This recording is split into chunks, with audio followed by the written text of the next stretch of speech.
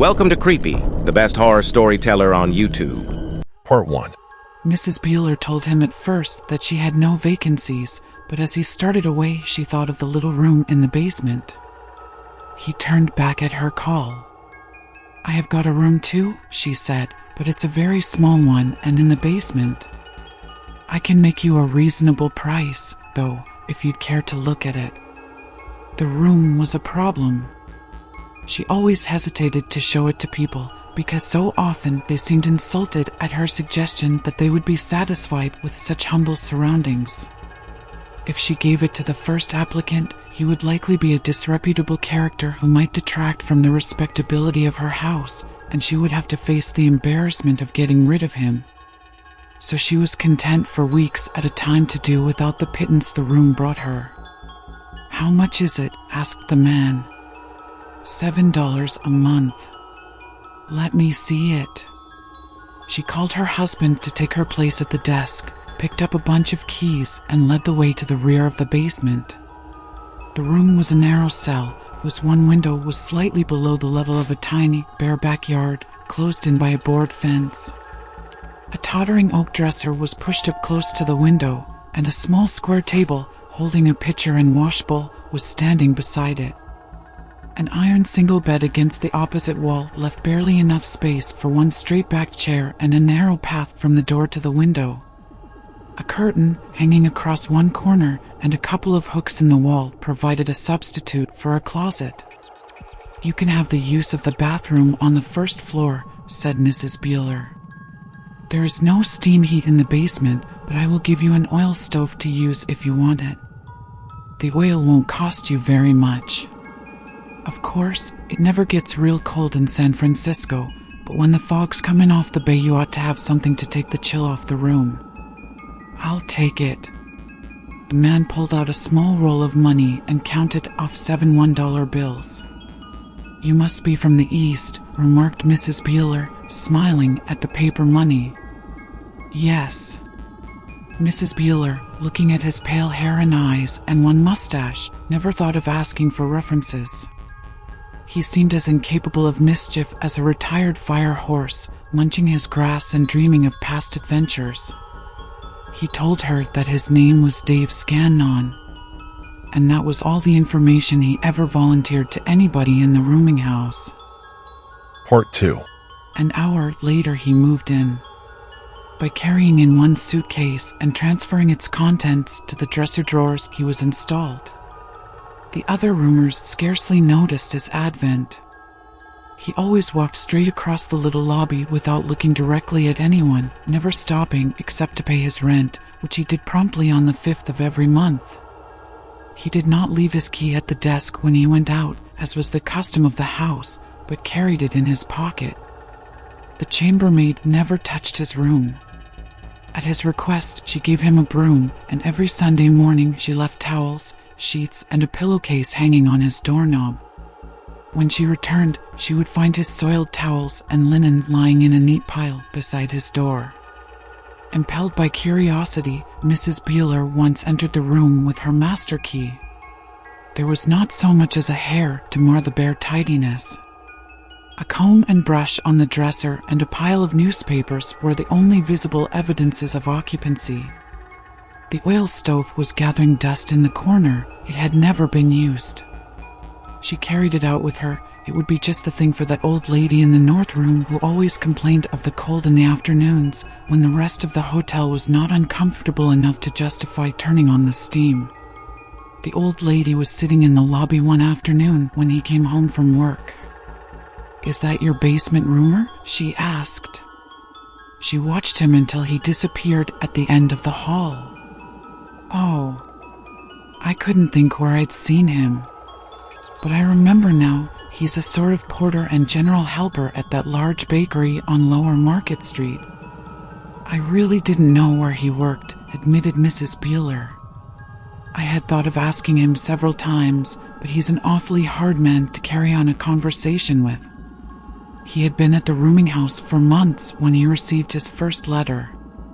Its envelope proclaimed it a hay fever cure advertisement. As he was not in the habit of leaving his key at the desk, the The letter remained in his box for 3 days. Finally, Mr. Buhler handed it to him as he was passing the desk on the way to his room. He paused to read the inscription. "You never receive any mail," remarked Mr. Buhler. "Haven't you any family?" "No." "Where is your home?" "Catawissa, Pennsylvania." "That's a funny name. How do you spell it?" Scannon spelled it and went on down the hall. "Catawissa," repeated Mr. Buhler to his wife. "Ain't that a funny name?" Part 3. In his room, Scannon removed the advertisement from its envelope and read it soberly from beginning to end. Finished, he folded it and placed it on his pile of newspapers. Then he brushed his hair and went out again. He ate supper at one of the little lunch counters near the Civic Center. The rest of the evening he spent in the newspaper room at the public library. He picked up Eastern and Western papers with impartial interest, reading the whole of each page, religiously and without a change of expression, until the closing bell sounded. He never ascended to the reference, circulation, or magazine rooms. Sometimes he would take the local papers home with him and read stretched out on his bed, not seeming to notice that his hands were blue with the penetrating chill that nightly drifts in from the ocean. On Sundays, he would put on a red-striped silk shirt and a blue serge suit and take a car to Golden Gate Park. There he would sit for hours in the sun, impassively watching the hundreds of picnic parties, the squirrels, or a piece of paper retreating before the breeze.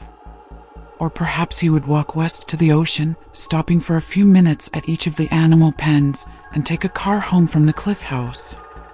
For 2 years, the days came and passed on in monotonous reduplication, the casual hay fever cure circulars supplying the only touches of novelty. Then one afternoon, as he was brushing his hair, he gasped and put his hand to his throat. A sharp nausea pitched him to the floor. Inch by inch, he dragged himself to the little table and upset it, crashing the bowl and pitcher into a dozen pieces.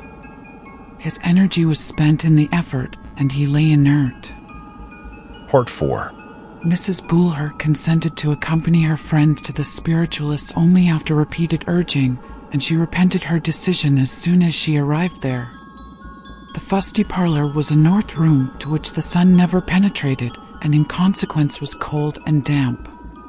The medium, a fat, untidy woman whose movements were murmurous with the rustle of silk and the tinkle of tawdry ornaments, sat facing her with one hand pressed to forehead and delivered mysteriously acquired information about relatives and friends.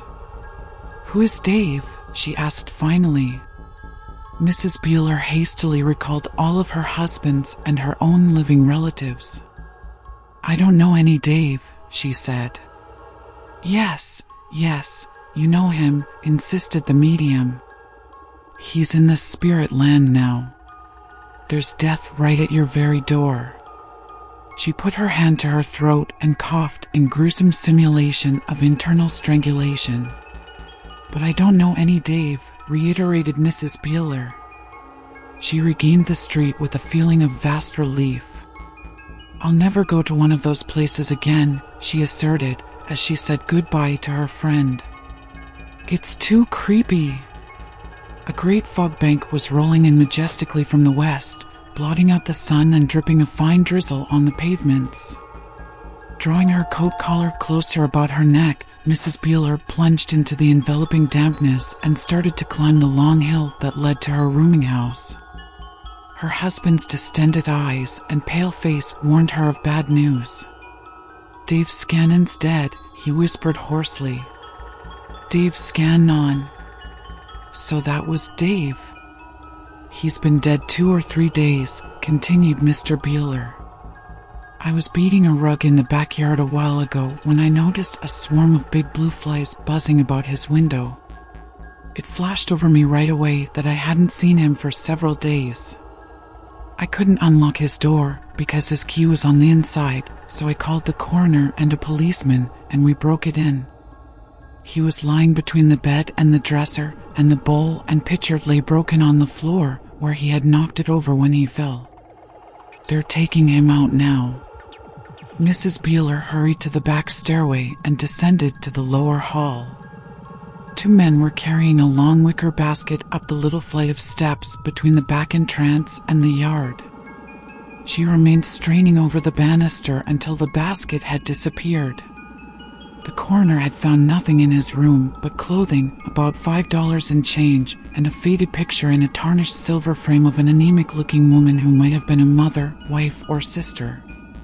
Mrs. Buhler answered his questions nervously. Yes, the dead man had been with them about 2 years.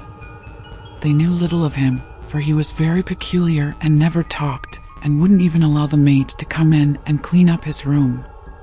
He had said, though, that he had no family and that his home was in Catawissa, Pennsylvania. She remembered the town because it had such an odd name. The coroner wrote to authorities in Catawissa, who replied that they could find no traces of anyone by the name of Scannon. No more mail ever came for the man except the occasional hay fever cure circulars. The manager of the bakery telephoned to ask if the death notice in the paper referred to the same Dave Scannon who had been working for him.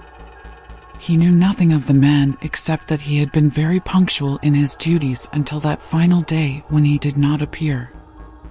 Part 5. Several weeks later, little Mrs. Varnes, who occupied a room at the rear of the second floor, stopped at the desk to leave her key. She hovered there for a few minutes of indecision, then impulsively leaned forward. "Mrs. Buhler, I just want to ask you something," she said, lowering her voice. "One afternoon several weeks ago, I saw some men carrying a long basket out of the back door, and I've been wondering what it was." "Probably laundry," hazarded Mrs. Buhler. "No, it was one of those long baskets such as the undertakers used to carry the dead in. I've often thought about it, but I couldn't figure out who could have died in this house, so I decided I would ask you. I told my husband about it, and he said I was dreaming." "You must have been," said Mrs. Buhler. Thank you for watching. Please like, share, and subscribe for more similar horror stories.